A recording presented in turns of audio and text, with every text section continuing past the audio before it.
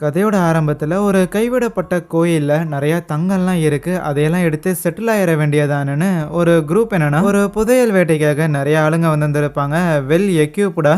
அங்க இருக்கிற அந்த ஒரு கைவிடப்பட்ட கோயிலையும் அடையும்போது, இது ஒரு பழங்காலத்து கோவிலா இருக்கும். இந்த கோவில பத்தின நெறைய ரூமர்ஸ்லாம் இவங்க கேள்விப்பட்டுட்டு தான் வந்திருக்காங்க. இங்க பழங்காலத்துல சாத்தானுங்கள எல்லாம் அடைச்சு வச்சிருந்தாங்க அப்படிங்கிற கதைகள்லாம் கேட்டுட்டு தான் வந்திருக்காங்க. இந்த கோயிலுக்கு கீழ சாத்தான் இருக்குது, ஆபத்து இருக்குது அப்படிங்கிற விஷயங்கள் தான் ஒருவேளை இங்க ஏதாவது விலை மதிப்பில்லாத விஷயங்கள் இருக்குமோன்னு இவங்களோட ஆர்வத்த தூண்டி இப்ப இங்க வந்திருக்காங்க. நேரா அந்த ஒரு பில்டிங்குள்ளேயும் போறாங்களா, அந்த இடத்துல பார்த்தா அப்படியே பயங்கர பழமையான ஒரு ஜீசஸோட சிலைங்கிறது இருக்கு. கூடவே அண்டர் கிரவுண்டுக்கு போறதுக்கான ஒரு கேட்டுமே இருக்கு. ஓபன் பண்ணிட்டு போறாங்க. அந்த டோர் ஒரு டன்னலோட கனெக்ட் ஆயிருக்கும். அந்த டன்னலுக்குள்ள இவங்களும் போறாங்க. அந்த இடத்துல ரொம்ப வித்தியாசமான சில ஸ்ட்ரக்சர்ஸ்லாம் இருக்கு. அங்க இருக்கிற சுவர்லயுமே நிறைய சாத்தானோட உருவப்படங்கள் எல்லாமே பொறிக்க வைக்கப்பட்டிருந்திருக்கும். அது எல்லாத்தையும் இவங்க ஆச்சரியமா தான் பாக்குறாங்க. இருந்தாலும் இப்போதைக்கு இந்த ஒரு இடத்துக்கு கீழே தான் இவங்க தேடி வந்த குகைங்கிறது இருக்க போது. அதுக்குள்ளதான் அந்த தங்க புதையெல்லாம் இருக்கும். அதனால தான் இந்த மாதிரி சாத்தான் இருக்குதுன்னு சொல்லி இந்த கோயிலை அதுக்கு மேல கட்டி வச்சிருந்திருக்காங்கன்னு. சின்னதா அந்த ஃப்ளோர் உடையிற அளவுக்கு அவங்க வெடிமருந்தை பயன்படுத்தி இருந்திருப்பாங்களா, ஒரு ஓட்டங்கிறது கிரியேட் ஆயிரும். ஓகே, நினைச்சதோட ஒரு அளவான ஓட்டங்கிறது கிரியேட் ஆயிருச்சு. என்ன உள்ள இறங்கலாமான்னு இவங்க நினைக்கும் போது அந்த ஃப்ளோர் கம்ப்ளீட்டா உடைஞ்சு மேல இருந்த எல்லாருமே கீழே விழுகுறானுங்களா. கீழே விழுந்ததுல பயங்கரமா அடிபட்டு இருந்திருக்கும். இருந்தாலும் ஓகே ஃபைன், பெருசா எதுவும் ஆகல, வாங்க முன்னேறி போகலாம் அப்படின்லாம் இருந்தா அந்த ஒரு சின்ன புன்னகைக்கும் ஆப்படிக்கிற வகையில மேல இருந்த அந்த கோயில் இருக்குல்ல, அது கம்ப்ளீட்டா அந்த இடத்துல இடிஞ்சு சரிஞ்சு அவங்க மேல விழுகுது. மேல விழுகுதுன்னா அந்த ஆளுங்க மேல விழுகல. ஸோ கம்ப்ளீட்டா அது தரமட்டமாயிருது அந்த பிளாஸ்டோட எஃபெக்டால. அந்த குகைக்குள்ள இருக்கிற அந்த ஆளுங்க எல்லாருமே சேஃபா தான் இருக்கிறாங்க. இப்போதைக்கு இவங்களுக்கு வேற வழி கிடையாது. மேல ஏறி போறதுக்கான வாய்ப்புங்கிறது ரொம்பவுமே கம்மி. இப்போ அவங்க கண்ணுக்கு முன்னாடியில் இருக்கிற அந்த குகையோட வாயில், ஸோ அதில் தான் நடக்கலான்னு இருக்கு. இப்போ அப்படியே கட் பண்ணி சில வருடங்கள் கழிச்சு ஒரு ஆராய்ச்சி பண்ற ஒரு டீம் ஒருத்தங்க இந்த ஒரு இடத்த இன்வெஸ்டிகேட் பண்றதுக்காக வந்திருக்காங்க. இங்க இருந்த அந்த கோயிலுங்கிறது கம்ப்ளீட்டா தரமட்டமா இருந்திருக்கும்ல. அந்த கோயிலோட அந்த மிச்ச மீதிகள் அது எல்லாத்தையுமே இவங்க ஆராய்ச்சிக்காக தோண்டி எடுக்கும் போது தான் கீழே ஒரு பெரிய குகை இருக்குது இவங்களுக்கு தெரியுது. இந்த குகையை இவங்க எதிர்பார்த்து வரல. இருந்தாலும் இது ஒரு அட்டகாசமான கண்டுபிடிப்புன்னு அந்த குகைக்குள்ள இறங்கி பேசிக்கா அங்க என்ன இருக்குதுன்னா பார்த்துட்டு இருப்பாங்க. அங்க நீரோட்டம்லாம் இருக்கும் அந்த குகைக்குள்ள. ஃபர்தரா அந்த குகைக்குள்ள என்ன இருக்குதுன்னு பார்த்துக்கிட்டே வரும்போது அந்த குகையோட கொஞ்சம் எண்டில் லைக் ஒரு 10-20 மீட்டர் நடந்ததுக்கு அப்புறம் இன்னுமே அந்த குகை ஆழமா போகுமா. ஸோ இவங்களோட டீமால இப்போ இந்த குகைக்குள்ள போய் ரிசர்ச் பண்ண முடியாதுன்னு தெரிஞ்சிருச்சு. ஆகையால் இந்த மாதிரி குகைக்குள்ள இறங்கி வேலை பார்க்குற மாதிரியான சில எக்ஸ்பர்ட்ஸை கூப்பிட்டாகணும்னு புரியுது. அந்த எக்ஸ்பர்ட்ஸ்ல யாருன்னு பார்த்தா அது ஒரு ஸ்கூபா டைவிங் டீமா இருக்கும். இப்போ கூட அவங்க வேற ஏதோ ஒரு வேலையை பார்த்துக்கிட்டு இருப்பாங்க. கடலோட அடியாளத்தில் இருக்கிற அந்த பாறைகள் எல்லாமே ரொம்ப குறுகலான வழியோட இருக்கும்ல, அந்த பாறைகளுக்குள்ள எல்லாம் பூந்து போய் நீந்தி எதையோ தேடிக்கிட்டு இருக்கிறாங்க. மேல போட்ல இருக்கிற நபர்கள்லாம் ஓகே ஓகே தேடினது போதுன்னு சொல்லிட்டு உள்ள இறங்கி தேடிட்டு இருக்கிற ஆளுங்க எல்லாரையும் வர சொல்லும் போது லைக் முதல்ல நிறைய பேர் வந்துடுறாங்க. ஒரே ஒருத்த மட்டும் வர சொன்னதுக்கு அப்புறமே ஒரு 5 நிமிஷம் எக்ஸ்ட்ராவா அங்க இருக்கிற அந்த குகைகளுக்குள்ளெல்லாம் மிஷினை வச்செல்லாம் தேடிட்டு அதுக்கப்புறம் தான் வெளியில வரான். அவன் பேரு டைலர், பிளஸ் அவன் தான் நம்ம கதையோட ஹீரோவும் கூட. டைலர் போட்ல ஏறும்போது அவன் கூட இன்னொரு ஒருத்தனும் ஏறி இருந்திருப்பான், ஜாக் அப்படின்னு. அந்த ஜாக் நம்ம டைலரை பயங்கரமா திட்டுறான். அறிவு இருக்கா, எத்தனை தடவை சொல்றது, சொல் பேச்சு கேட்டு சைடான்னு. என்னதான் வேலையை முடிக்கிறது கையேற்ற தூரத்துல இருந்தாலும் ஒன்ஸ் உன்னை வெளியில வர சொல்றோம்னா நீ வெளியில வந்தே ஆகணும், நீ புரோட்டோகாலை மீறி வேற எதுவுமே பண்ணக்கூடாதுன்னு சொல்றாங்க. எல்லாரும் கப்பல்ல ஏறினதுக்கு அப்புறம் இவங்கள ஒரு டாக்டர் கான்டாக்ட் பண்றாரு. டாக்டர் நிக்கோலஸ்ங்கிற ஒரு நபர். அவரு தான் அந்த கோயிலுக்கு அடியில அவ்வளவு பெரிய குகை இருக்கிறத கண்டுபிடிச்சிருப்பாங்கல்ல. கண்டிப்பா இது ஒன் ஆஃப் த லாங்கஸ்டான ஒரு குகையா இருக்கும். அடிஷ்னலி அந்த குகையில நிறைய தண்ணிங்கிறது இருக்கு. அதனாலே இப்போ ரிசர்ச்சுக்காக உங்களோட உதவி தேவைப்படுதுன்னு சொல்ல இந்த மேட்ரை சொன்ன உடனேமே பசங்க எல்லாரும் செம்ம எக்ஸைட் ஆயிடுறாங்க. அவ்வளவு பெரிய குகையை கண்டுபிடிச்சிருக்கீங்க, ரிசர்ச் பண்ண போறீங்கன்னா கண்டிப்பா அந்த ரிசர்ச் டீம்ல எங்களோட பேருமே இருந்தாகணுமேனு ஒரு ஹெலிகாப்டர் எடுத்துட்டு நேரா அந்த ஸ்பாட்டுக்கும் வந்துடுறாங்க. திங்ஸ் எல்லாம் எடுத்து வச்சுக்கிட்டு இருக்கும்போது ஹீரோவோட கண்ணுக்கு அங்க ஒரு ரிசர்ச்சர் லேடி தெரியுறாங்க. அந்த லேடியோட பேரு கேத்தரின். பார்த்தோன்னே ஹீரோவுக்கு பிடிச்சிருச்சு. ஆகையால ஒரு அட்டனன்ஸை போடலான்னு பார்த்தா அவன் மதிக்கவே மாட்டேங்கிறா. ஆனா அந்த கேத்தரின் ஜாக் கூட நல்ல விதமா பேசுவா. மொதல் ரீசன் ஆப்வியஸா ஜாக் வழியில, ரெண்டாவது ரீசன் இந்த டைவிங் டீமோட ஹெட் ஜாக் தான். அந்த உமனா மூஞ்சி கிட்ட பேசிக்கிட்டு போறாளுங்கிற விரக்தியில ஹீரோ நின்னுகிட்டு இருக்க. அப்ப அந்த இடத்துல ஒரு பழைய ஷூ ஒன்று இருக்குமா, இது என்னையான்னு கேட்டதுக்கு கூட இருக்கிற நபர், நாங்க ஒன்ஸ் அந்த கேவோட ஓப்பனிங்குள்ள இறங்கும் போது இந்த ஷூ எங்களுக்கு கிடைச்சிருந்தது, யாரோ உள்ள இறங்கி இறந்துருப்பாங்க போலன்னு சொல்றான். அதுக்கப்புறம் அன்னைக்கு நைட் எல்லாருக்கும் கதை பேசிக்கிட்டு இருக்கும் போதே அதே இடத்துல வச்சு சில விஷயங்களை எக்ஸ்பிளைன் பண்றாங்க. பேசிக்கா இந்த கேவோட ஒரு மேப்பை ஒன்று உருவாக்கி இருந்திருப்பாங்க. இவங்க கிட்ட இருக்கிற டெக்னாலஜி எல்லாம் வச்சு லைக் ஓரளவுக்கு அந்த கேவோட மேப் வந்து இப்படிதான் இருக்குங்கிற மாதிரி ஒரு உருவாக்கம் படுத்திருந்திருக்காங்களா. அந்த இடத்துல நம்ம ஆளுங்க எல்லாரும் அந்த கேவ்ல இறங்குறதுக்கு பயங்கர எக்ஸைட்டடா இருக்கிறத பார்த்த உடனே அங்க இருக்கிற ஒரு பிளாக் ஒருத்தர் வார்ன் பண்றாரு, ரொம்ப அசால்ட்டாலாம் இருந்துடாதீங்க, கண்டிப்பா எப்பேற்பட்ட குகையா இருந்தாலும் அதுல ஆபத்து இருக்குது. இதுல ரொம்ப முக்கியமா ஏற்கனவே இந்த குகை யாரோட உயிரையோ காவு வாங்கியிருந்திருக்கு, அதனால நம்மளும் பார்த்து ஜாக்கிரதையா நடந்துக்கணும்னு சொல்றான். ஒரு ஷூ ஏற்கனவே கிடைச்சிருந்துருக்கும்ல, அதனால யாரோ உள்ள விழுந்து இறந்துருக்காங்கன்னு நினைக்கிறாங்க. ஆனா உள்ள விழுந்து இறந்தது நிறைய பேரு. ஆனா அதுக்கப்புறம் அன்னைக்கு நைட்டு நம்ம ஜாக்கை கூப்பிட்டு வச்சு அந்த நிக்கோலஸ்ங்கிற அந்த ஒரு டாக்டரும் அதுக்கப்புறம் அந்த கேத்தரினுங்கிற அந்த ஒரு லேடியும் இடிஞ்சு போன அந்த கோவிலோட சில எச்சங்கள்லாம் கிடைச்சிருந்துருக்கும்ல, அதுல இருக்கிற பெயிண்டிங்ஸ் அதையெல்லாம் வச்சு பார்க்கும்போது பழங்காலத்துல இருந்த ஏதோ ஒரு சாத்தான இந்த ஒரு அண்டர் கிரவுண்ட்ல அவங்க அடைச்சு வச்சிருந்திருக்காங்க. ஏன்னா இதுல இருக்கிற பெயிண்டிங்கை பார்த்தா அந்த பழங்காலத்துல இருந்த சாத்தான் கூட இவங்க சண்டை போட்ட மாதிரிலாம் இருக்குதுன்னு சொன்னா, அப்புறம் என்ன சண்டை போட்டு ஜெயிக்க முடியாதுங்கிற காரணத்தால தான் அந்த சாத்தானை கொண்டு வந்து இந்த குகைக்குள்ள அடைச்சு வச்சுட்டாங்களா என்னங்கிற மாதிரி ஜாக் சும்மா நக்கல் பேசிக்கிட்டு இருப்பான். ஏன்னா அவன் பெருசா இதையெல்லாம் நம்பல.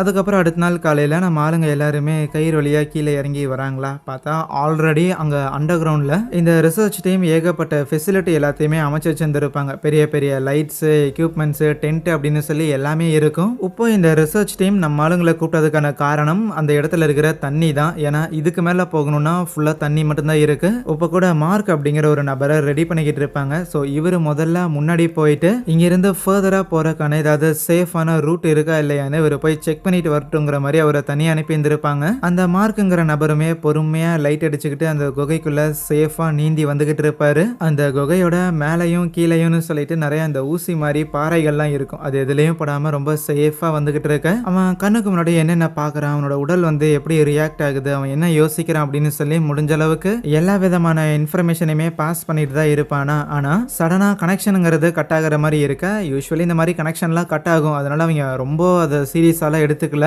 இருப்பினும் ஹீரோ அந்த இடத்துல கோச்சுக்கிட்டு இருப்பானா, என்னடா மூஞ்சி இப்படி வச்சிருக்கேன்னு ஜாக் வந்து கேட்டதுக்கு, இந்த டீம்லயே நான் தான் பெஸ்டான டைவர், அப்படி இருக்கும்போது என்னை இறக்கி விடாம நீ மார்க்கை இறக்கி விட்டதை என்னால ஏத்துக்க முடியலங்கிற மாதிரி பேசுவான். ஜாக்குக்கும் அது தெரியும் ஹீரோ ஒரு பெஸ்டான டைவர்னு. ஆனா சொல் பேச்சு கேட்கறது ஜாக்கு கிடையாது, மார்க் தான் சொல் பேச்சு கேட்பான். அதனால நான் அவனை இறக்கி விட்டதை சரியான முடிவாக தான் பார்க்குறேன், நீ கோச்சுக்கிறீன்னா கோச்சுக்கடா அப்படிங்கிற மாதிரி விட்டுருவான். ஒன்ஸ் மார்க் வந்து ஒரு ஸ்பாட்டை கண்டுபிடிச்சிட்டான் அப்படின்னா அங்கே போகிறக்காக நம்ம ஹீரோவும் ட்ரெஸ் எல்லாம் போட்டு தயாராகிட்டு இருப்பானா. அந்த கேத்தரினுங்கிற லேடி தான் ஹீரோ கிட்ட வந்து பேசுகிறாங்க. என்னடா ஏன் மூஞ்சி உம்முன்னு வச்சிருக்கேன்னு கேட்டதுக்கு, இல்லை இது வரைக்கும் மனிதர்களே கால் வைக்காத ஒரு பகுதிக்கு முதல் முறையாக நான் போகணுங்கிற மாதிரி விருப்பப்படுறேன், ஆனால் அதுக்கு இந்த ஜாக் பையன் அனுமதிக்கவே மாட்டேங்கிறான் அப்படின்னு புலம்பிக்கிட்டு இருப்பான். கொஞ்ச நேரம் கழிச்சு அந்த மார்க்கோட சிக்னலுங்கிறது வருதான். அவன் ஏதோ ஒரு நிலப்பகுதியை கண்டுபிடிச்சிட்டான் போல, தண்ணியிலிருந்து வெளியில வந்துட்டான். ஆனா என்ன அன்பார்ச்சுனேட்லி ஒரு 2 கிலோமீட்டர் நீங்க நீந்தி வர வேண்டியதா இருக்கும், அதனால நீந்தி பொறுமையா வாங்க என்னன்னு அவன் மேப்பையும் சேர்ந்து அனுப்பி விட்டு இருந்திருப்பான். அவன் போயிருந்திருப்பான்ல, டிராவல் பண்ணியிருந்திருப்பான்ல அந்த மேப்பை,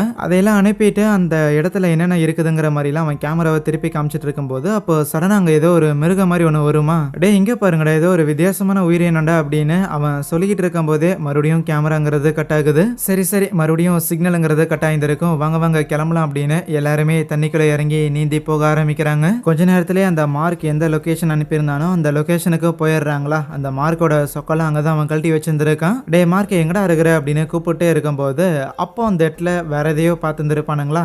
என்னடான்னு ஜாக்கும் போய் பார்க்கறான். போய் பார்த்தா அந்த இடத்துல ஒரு பூட்டும் பிளஸ் கயிறும் இருக்குது. அப்படின்னா இவங்க முதல்ல வரல, இதுக்கு முன்னாடியே ஆளுங்க வந்திருக்காங்கன்னு இவங்களுக்கு புரியுது. இதே நேரத்தில் ஹீரோவும் ஸ்காட் அப்படிங்கிற இன்னொரு பையனுமே நீந்தி தான் வந்துகிட்டு இருப்பானுங்க. மற்றவங்க எல்லாரும் நீந்தி வேகமா முன்னாடி வந்துட்டாங்க. இவங்க ஸ்காட்டும் ஹீரோவும் கொஞ்சம் லேட்டா பின்னாடி வந்துகிட்டு இருப்பானுங்களா. அப்படி வந்துகிட்டு இருக்கும்போது அந்த இடத்துல ஏதோ ஒரு இரும்பு கம்பி இருக்கிறத அந்த ஸ்காட்டுங்கிறவன் பாக்குறான். டே மாமி இங்க பாடுறா, இந்த இரும்பு கம்பி அவன்டா இங்க கொண்டாந்து வச்சதுன்னு அந்த ஒரு கம்பி அப்படியே ஃபாலோ பண்ணிட்டே போக அந்த ஸ்காட் தண்ணியை விட்டு வெளியில வரானா.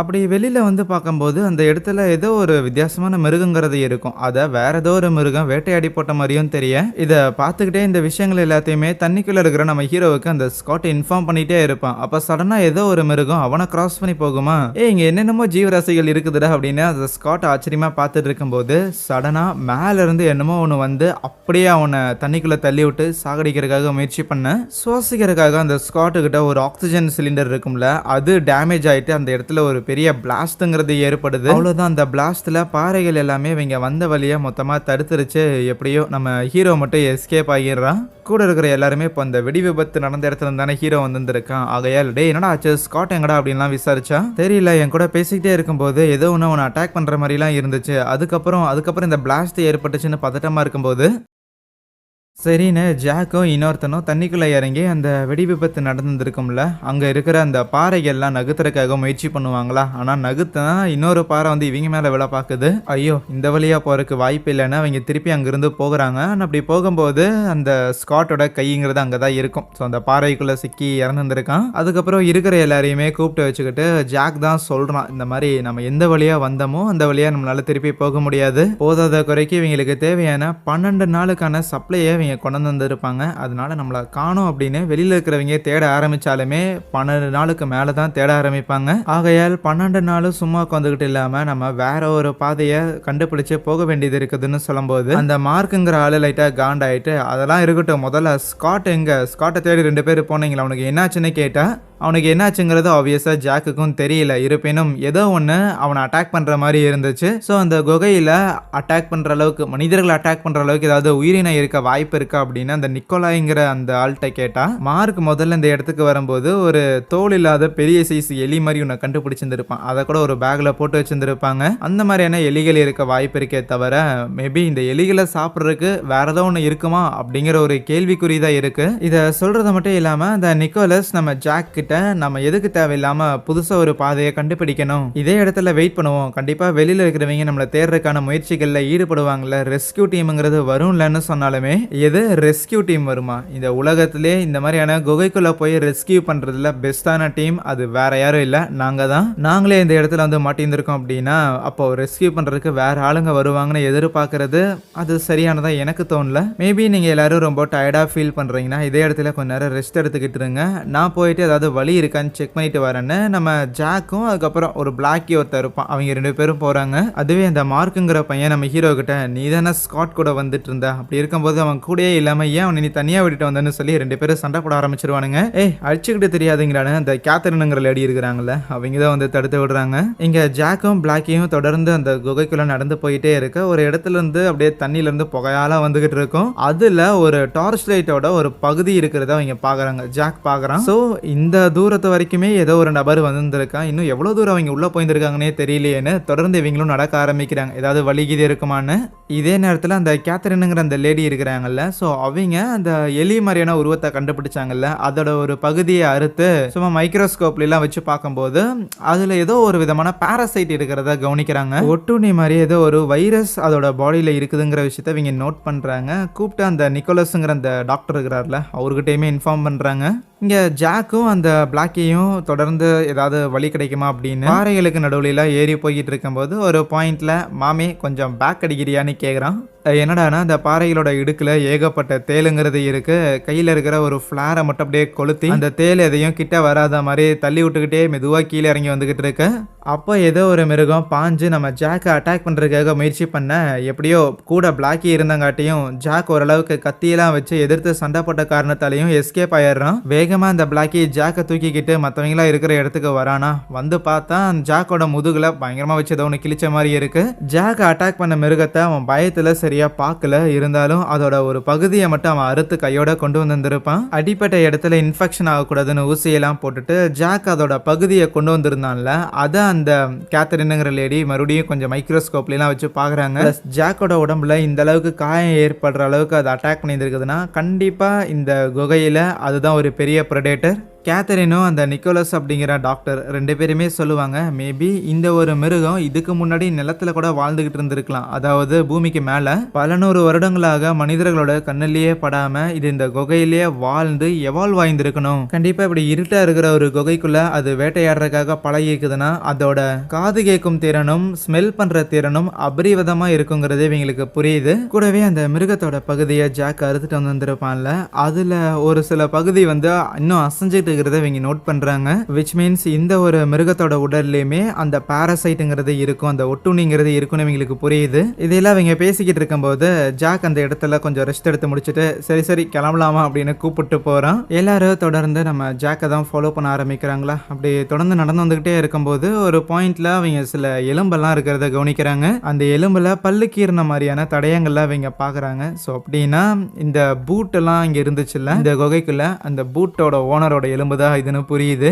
இருந்தாலும் தொடர்ந்து நடந்துகிட்டே இருப்பாங்க. அங்க இருக்கிற பாறைகளை ஏறுறது நடக்கிறது அப்படின்னு சொல்லி தொடர்ந்து போயிட்டே இருக்க அப்போ ஒரு பாயிண்ட்ல ஜாக் கொஞ்சம் ஓரமா உட்கார்ந்துருக்கும் போது அலெக்ஸுங்கிற ஒருத்தன் அவன் ஏதோ ஒரு கேமரா வச்சு ரெக்கார்ட் பண்ணிக்கிட்டு இருப்பான் போல.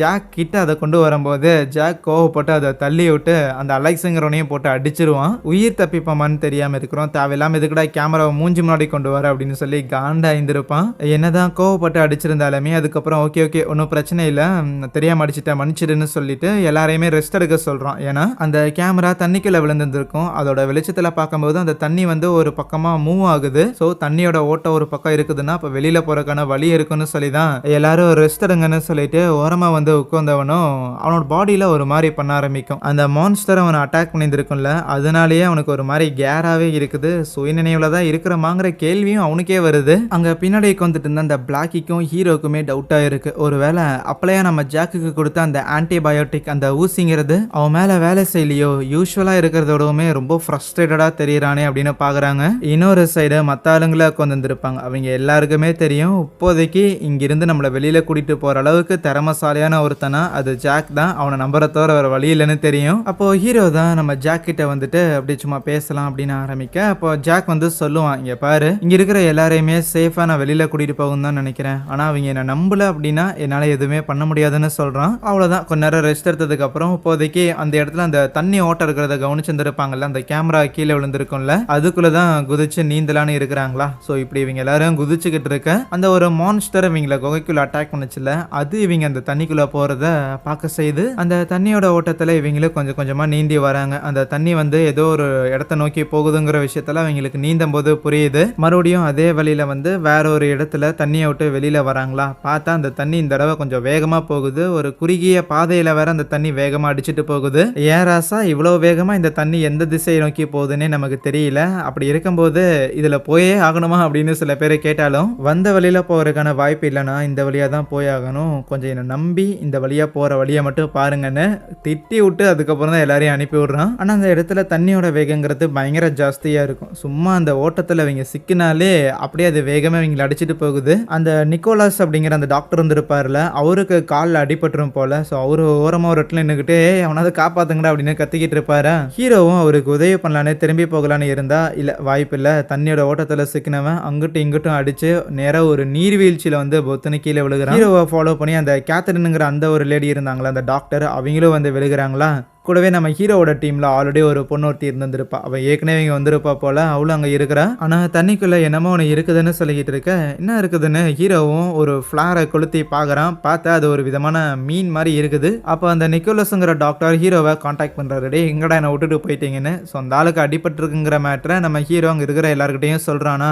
ஜாக்கு அந்த அலெக்ஸ் அதுக்கப்புறம் அந்த பிளாக்கின்னு சொல்லி அவங்க எல்லாரும் ஆல்ரெடி வந்து தண்ணியில் விழுந்துருப்பாங்க. அவங்களும் ஒரு ஃப்ளாரை கொளுத்தி விட ஓகே இங்கே தான் இருக்கிறாங்களான்னு எல்லாரும் ஒன்று சேர்ந்துடுறாங்க. அப்போதைக்கு அந்த நிக்கோலஸ் வர வரைக்கும் இவங்க வெயிட் பண்ணி ஆகணும். ஏன்னா மேலெல்லாம் போய் கூப்பிட்டு வர முடியாது. சில நொடிகள் கழிச்சு அந்த நிக்கோலஸும் அங்கே மேலே இருந்து கீழே விழுகிறாரா. கீழே விழுந்துட்டு ஆல்ரெடி காலில் அடிபட்டு இருந்திருக்கும். எங்கடா அங்கே தூரமாக இருக்கிறீங்க, வந்து எவனாவது என்னை காப்பாத்துங்கடான்னு இவரும் கத்திக்கிட்டு இருக்கேன். அவர் வந்து விழுந்ததை பார்த்தோன்னே அந்த ஆளை கூட்டிகிட்டு வரக்காக ஜாக் கிட்டே வந்துக்கிட்டு இருப்பானா. அதுவே அந்த நிக்கோலஸுக்கு தன் கூட வேற என்னமோ ஒன்று வந்து விழுந்த மாதிரி தெரியுதேன்னு லைட்டாக அந்த தண்ணியை பார்த்து பயப்படுறாரு. எஸ் அது அந்த மான்ஸ்டர் தான் வச்சு அவர் அந்த இடத்துல அட்டாக் பண்ண ஆரம்பிக்க, யாராவது காப்பாத்துங்க காப்பாத்துங்கன்னு அந்த நிக்கோலஸ் கத்திக்கிட்டே அப்படியே தண்ணிக்குள்ள அந்த மான்ஸ்டரெல்லாம் இழுத்துட்டு போகப்படுறாரு.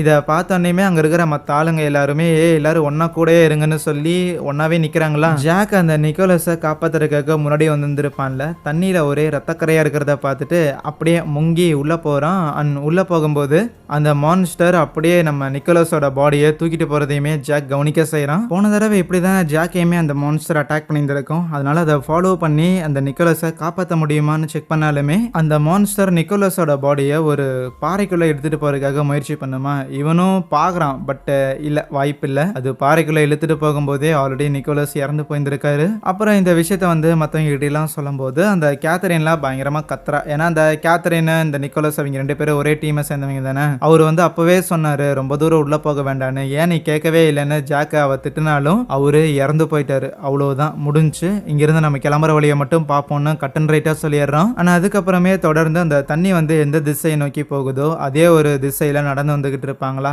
அப்படியே வரும்போது கரெக்டா ஒரு பகுதியில திருப்பியுமே அந்த தண்ணியோட வேகங்கிறது கொஞ்சம் அதிகமா இருக்கிற மாதிரி தெரியும். அப்படின்னா இந்த வழியா போறதுதான் சரியா இருக்குமோ, இந்த வழி நம்மள வெளியில கூட்டிட்டு போகுமோ அப்படின்னு சில பேர் ஆர்வம் காட்டினாலும் ஜாக் சொல்றதான் ஃபைனல் கால். அண்ட் ஜாக் என்ன சொல்றானா, இங்க இருக்கிற பாறை மேல ஏற ஆரம்பிப்போம், இந்த தண்ணி வழியா திருப்பி போறது எனக்கு சரியா இல்லைன்னு சொன்னாலுமே, இல்லடா இங்க பாரு, தண்ணி நல்லா மெதுவா போகிற மாதிரி தான் தெரியுது, நம்ம இந்த வழியா போகலாமே அப்படின்னு அந்த மார்க் சொன்னாலும் ஜாக் ரொம்ப பொறுமையா, இங்க பாரு இங்க என்ன நடக்குதுன்னு கூட உனக்கு தெரியாது, இங்க என்ன நடக்குதுங்கிறத புரிஞ்சுக்கிற அளவுக்கு கூட உன் மூளை வேலை செய்யல, ஆகையால் பொத்திக்கிட்டு நான் சொல்றதை மட்டும் செய்யுங்கிற மாதிரி மறுபடியுமே எரிஞ்சு விழுகிறான். அதுக்கப்புறம் அங்க இருக்கிற பாறைகள்ல ஏறுறதுக்காக ரோப் எல்லாத்தையும் ரெடி பண்ணிக்கிட்டு இருப்பாங்களா. அப்போ அந்த கேத்தனுங்கிற புள்ள நம்ம ஹீரோ கிட்ட எனக்கு என்னமோ ஜாக்குக்கு உடம்பு சரியில்லாத மாதிரி இருக்கு, அவனோட லீடர்ஷிப் குவாலிட்டி அவன் முதல்ல நாம இந்த ஒரு பயணத்தை ஆரம்பிக்கும் போது இருந்ததுக்கும் இப்ப இருக்கிறதுக்கும் நிறையவே வித்தியாசம் இருக்குது, ரொம்பவுமே கோவப்படுறான், இனிமேல அவன் சொல்றது எல்லாத்தையும் ஃபாலோ பண்றதுங்கிறது சரியா இருக்குமாங்கிறது எனக்கு கேள்விக்குறியா இருக்குதுன்னு சொன்னா, இவ பேசுறது எல்லாமே நம்ம ஜாக்கோட காதுலயும் விழுகுது, இருந்தாலும் அவன் கண்டுக்கல. ஆனா ஹீரோவுமே இங்க பாரு, கண்டிப்பா ஜாக் சொல்றது சரியா தான் இருக்கும், அவனை நம்புவோன்னு சொல்லுவான். ஆனா இவங்க எல்லாரும் ரோப்பை ரெடி பண்ணிக்கிட்டு இருக்கிற கேப்ல நம்ம ஜாக்கோட டீம்ல ஒரு பொண்ணொருத்தி இருப்பா. அவ என்னன்னா ஆல்ரெடி அந்த பாறையில ஏற ஆரம்பிச்சிருவாளா. எதுக்கடி தேவையில்லாத வேலையில பண்ணிக்கிட்டு இருக்கிறான், நான் ஹீரோவை தானே ஏற சொன்னேன்னு ஜாக் என்னதான் கீழே இருந்து கத்துனாலுமே ஹீரோவோடவுமே அந்த புள்ள கொஞ்சம் இந்த பாறைகள்லாம் ஏறதுல திறமசாலியான ஒருத்தி, இருப்பினும் ஏதாவது ஆயிடுச்சுன்னா என்ன பண்றதுன்னு டெஸ்ட் பண்றதுக்காக தான் ஹீரோவை முதல்ல இறக்கலாங்கிற மாதிரி அந்த ஜாக் இருந்திருப்பான். ஆனா சொல் பேச்சு கேட்காம பாறை ஏறதுல நான் தான் பெஸ்ட், அதனால நானே ஏறி காட்டுறேன்னு அந்த புள்ளையும் மேல ஏறிடுறா. இன்னொரு ஒரு குகை மாதிரி இருக்கு. ஓகே கைஸ், இந்த வழியா போறதுக்கு ஒரு இடம் இருக்கு, வாங்க இதுல போகலாம் அப்படின்னு அவ சொல்லிட்டு கொஞ்சம் அந்த இடத்துல ரிலாக்ஸ்டா நின்றுகிட்டு இருக்கும் போது உள்ள ஏதோ ஒரு மூமெண்ட் இருக்கிறத அவ நோட் பண்றா. என்னவா இருக்குன்னு இவ்வளவு கொஞ்சம் கிட்ட போகும்போது தான் அந்த இடத்துல அந்த மான்ஸ்டர் இருக்கிறத அவ பாக்குறாளா. அதை பார்த்தோன்னே பயங்கரமா அலறிட்டு யாரும் மேல ஏறி வராதீங்கன்னு கத்திக்கிட்டு இருந்தவளும் விட்டா அது கடிச்சிருந்திருக்கும், எஸ்கேப் ஆகிறதுக்காக பொத்துன்னு மேல இருந்து கீழே விழுந்துருவாளா. ஆனா பாறையில ஏறதுக்காக அந்த இடுக்குல ஆணியெல்லாம் சொருகிந்திருப்பாங்க, அதுல ஒண்ணு அந்த புள்ளைய அதே இடத்துல பிடிச்சி சேஃப் கார்ட் பண்ணுது.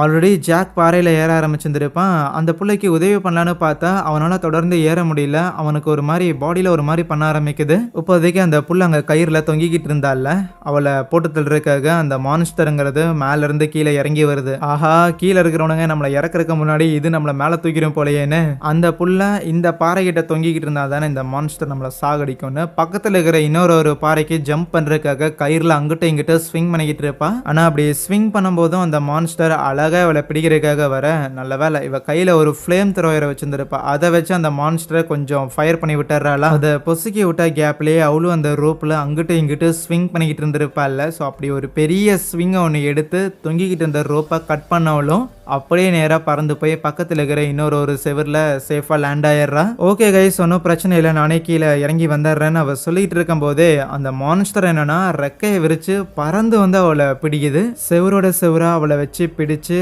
உடலை மொத்தமாக காயப்படுத்த ஆரம்பிக்க, இறந்து போறதுக்கு முன்னாடி அவள் கையில் இருக்கிற அந்த ஃப்ளேம் த்ரோயரை வச்சு அந்த மான்ஸ்டரை ஃபுல்லாக பொசுக்கி விட்டுருவா. ஆனால் அதுக்கப்புறம் இறந்து போன அந்த ஒரு பொண்ணை நம்ம ஜாக் தான் ஏறி போய் தூக்கிட்டு வரானா. அவரோட பாடியை ஓரமாக வச்சு அதை அப்படியே போத்து விட்டுறாங்க. மறுபடியும் கூட இருக்கிற ஆளுங்களை இழந்த சோகத்தில் அங்கே உட்காந்துக்கிட்டு இருக்கு. அப்போ மார்க் தான் கவனிக்கிறான், நம்ம ஜாக்கோட கண்கள்லாம் ஒரு மாதிரி ரொம்ப வித்தியாசமாக இருக்கும்.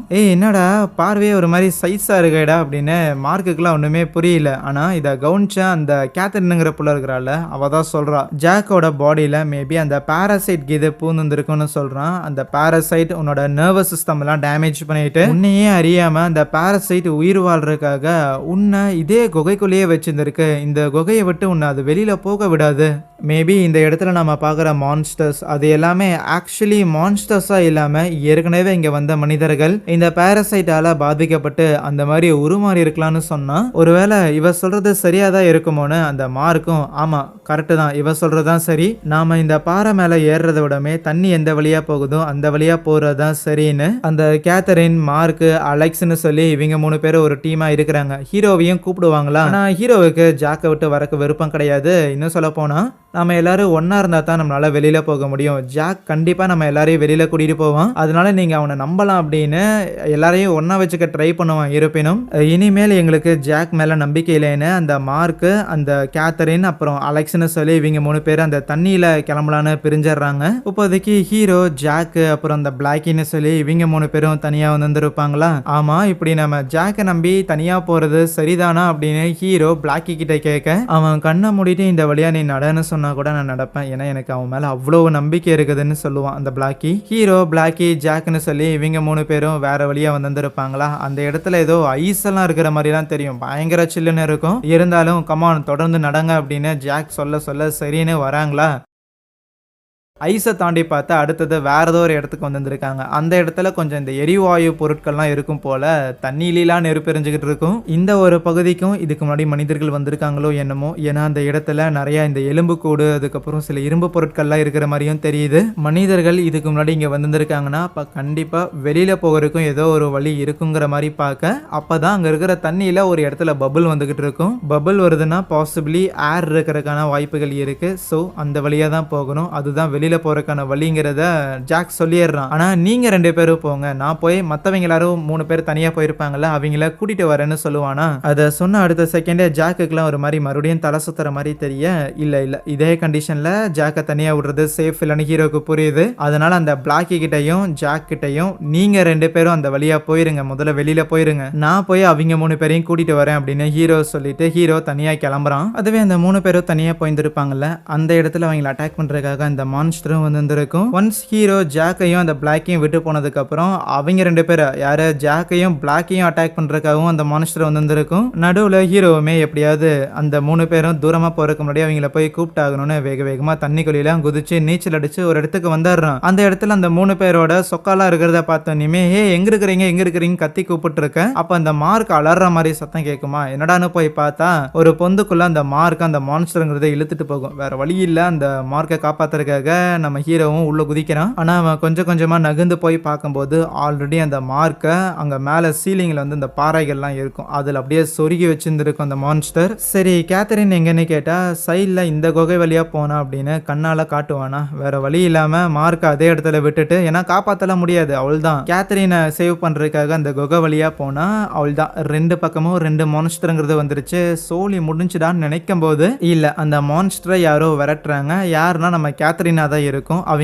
ஒரு சோனிக் வேவ் எழுப்புற மாதிரியான ஒரு டிவைஸ் ஒன்று வச்சிருந்திருப்பாங்க. ஒரு குகை வந்து எவ்வளவு ஆழமா இருக்குதுன்னு சவுண்ட் வேவ்ஸை வச்சு கால்குலேட் பண்ற மாதிரியான ஒரு டிவைஸ். அதுல வர சத்தம் அந்த மான்ஸ்டர்ஸுக்கு ஆகாது போல, அது அங்கிருந்து போயிருது. இப்போதைக்கு அந்த கேத்தரினை காப்பாத்திக்கிட்டு திருப்பி அந்த தண்ணிக்குள்ள நீரோட்டத்துக்கு எதிரால நீந்தி எப்படியோ அவளை வெளியிலயும் கூட்டிட்டு வர, அவளை கூட்டிட்டு வந்து அந்த இடத்துலயே ஏதோ ஒரு வழியா சுத்திக்கிட்டு அலெக்ஸும் வந்திருப்பான். என்னடா இங்கதான் இருக்கிறீங்களாடான்னு. அதுக்கப்புறம் எப்படியோ அலெக்ஸையும் நம்ம கேத்தரினையும் கூப்பிட்டுக்கிட்டு திருப்பியும் ஜாக்கும் பிளாக்கையும் இருக்கிற இடத்துக்கு வராங்க. மார்க் கூட வராத பார்க்கும்போது ஜாக்குக்கு வருத்தம் தான், என்னதான் சண்டை போட்டே இருந்தாலும் அவனையும் இழந்துட்டோமா அப்படிங்கிற வருத்தம். ஆனா இப்போ இந்த இடத்துல கூட இவங்க சேஃப் கிடையாது. இந்த இடத்துலயுமே ஏகப்பட்ட அந்த மான்ஸ்டர்ஸ்ங்கிறது சீலிங்ல இருக்க செய்யுது. இருப்பினும் அது நம்ம எழுப்புற சத்தத்தை வச்சுதான் அது நம்மளை டார்கெட் பண்ணி அட்டாக் பண்ண வருது. ஆனா இந்த இடத்துல நிறைய லைக் கேஸ் எல்லாமே லீக் ஆகிட்டு நெருப்பெல்லாம் எரிஞ்சுக்கிட்டு இருக்கும். அதனால பெருசா நம்ம நடக்கிற சத்தங்கிறது அந்த மான்ஸ்டர்ஸுக்கு கேட்காது. பொறுமையா அந்த தண்ணிக்குள்ள தெரியுற அந்த பபுள் வந்துகிட்டு இருக்குல்ல, அந்த ஏரியா வழியா நீங்க வெளியில போங்கன்னு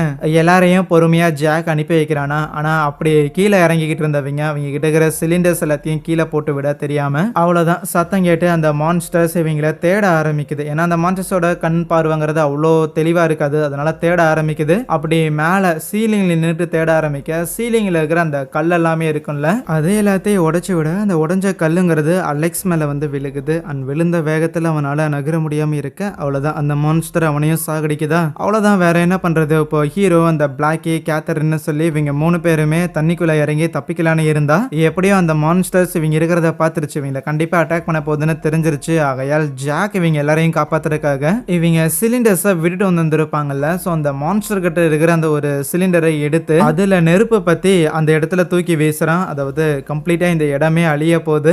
ஐயோ நீயும் சீக்கிரம் தப்பிச்சு வாயா அப்படின்னா அந்த இடமே கம்ப்ளீட்டா அழியும் போது மற்ற 3 பேரும் அந்த ஓட்ட வழியா போயிடுறாங்க. ஜாக்குமே எஸ்கேப் ஆகலாம் தான் இருப்பான். ஆனா இறுதியா இன்னொரு மான்ஸ்டரும் ஜாக் அட்டாக் பண்றதுக்காக வர, இன்னைக்கு நீ காலிடான்னு கிளம்புறதுக்கு முன்னாடி அதையும் போட்டு தள்ளிடலான்னு ஒரு கத்தி எடுத்துட்டு இறங்குவான். ஆனா அந்த சிலிண்டர் வெடிச்சதுல அந்த குகையே கம்ப்ளீட்டா அழிஞ்சு போகுது. ஸோ மொத்தமா இடிஞ்சு கீழே விழுகுதா. எப்படியோ ஹீரோ, கேத்தரின், பிளாக்கின்னு சொல்லி இவங்க 3 பேரும் அந்த ஆத்துல இருந்து வெளியில வராங்க. அவ்வளவுதான், ஜாக் வெளியில வரல. அப்ப அப்படியே கட் பண்ணா ஏதோ ஒரு ஊர்ல ஹீரோ மீட் பண்றதுக்காக அந்த பிளாக்கி வந்திருப்பான் போல. பார்த்துட்டு பாய் பாய் எல்லாம் சொல்லி அங்கிருந்து கிளம்புறான். ஈவன் ஹீரோ பாக்குறதுக்காக அந்த கேத்தரின் இருக்கிறாள், அவளும் வந்திருப்பா. 2 பேரும் பேசிக்கிட்டு இருக்கும்போது ஹீரோ கேட்பான், ஆமா இந்த மாதிரி அந்த குகைக்குள்ள இருக்கிற அந்த பாரசைட் அது மனிதர்களை வெளில வர வைக்காதுன்னு சொல்லியிருந்தீல, அது மனிதர்களை அஃபெக்ட் பண்ணி அதே இடத்துல இருக்க வைக்கிறதுக்காக முயற்சி பண்ணணும்னு சொல்லியிருந்தீல, அது எப்பவுமே அப்படிதானா அப்படின்னு கேட்கும்போது, நான் அப்படிதான் நினைச்சேன். ஆனா அந்த பாரசைட்ஸ் வெளி உலகத்துக்கு வரைக்கும் வெறுப்பப்படுதுங்கிற மாதிரி சொல்லுவா. அவளோட கண்கள்ல அந்த பாரசைட்டோட பாதிப்புங்கிறது இருக்கும். அவ அப்படி சொல்லிட்டு வேகமா அங்க கூட்டத்துல கலைஞ்சு போயிருவாளா. எங்கடி போனோன்னு சொல்லி ஹீரோ ஃபாலோ பண்றான். பட் அவளை கண்டுபிடிக்க முடியல. அப்படின்னா அந்த குகைக்குள்ள பல 100 ஆண்டுகளுக்கு முன்பாக இருந்த அந்த பாரசைட்டுங்கிறது இப்போ பூமியோட மேல் பரப்புக்கு வந்திருக்குது கேத்தரினோட பாடி வழியா. அப்படி அந்த பாரசைட் வெளியில வரணும்னு விருப்பப்பட்டிருக்குங்கிற பட்சத்தில் இந்த மேட்டரை நம்ம இப்படி கூட இன்டர்பிரட் பண்ணலாம். அதாவது ஜாக்கோட உடம்புல ஆல்ரெடி அந்த பாரசைட் பாதிப்படைய ஆரம்பிச்சிருக்கும்ல. ஜாக் அந்த குகையில இருந்து மற்றவங்க எல்லாரையுமே வெளியில கூட்டிட்டு வரக்கு அந்த பாரசைட்டும் ஓரளவுக்கு காரணமா இருந்திருக்குங்கிற மாதிரி காமிச்சு அங்கே இந்த ஒரு படத்தை முடிக்கிறாங்க. எனிவேஸ் மக்களே, கண்டிப்பா படம் இன்ட்ரெஸ்டிங்கா இருந்திருக்கும்னு நினைக்கிறேன். பிடிச்சிருந்துச்சுன்னா மறக்காம இந்த வீடியோக்கு ஒரு லைக்கை தட்டி விட்டுட்டு இதே மாதிரி இன்னும் நிறைய இன்ட்ரெஸ்டிங்கான படங்களை தொடர்ந்து பார்க்கறதுக்காக சேனலையும் சப்ஸ்கிரைப் பண்ணி வச்சுக்கோங்க. பிளஸ் இந்த படத்தை பத்தின உங்களோட கருத்துக்களையும் கமெண்ட்டில் ஷேர் பண்ணிட்டு போங்க. சரி, தேங்க்யூ.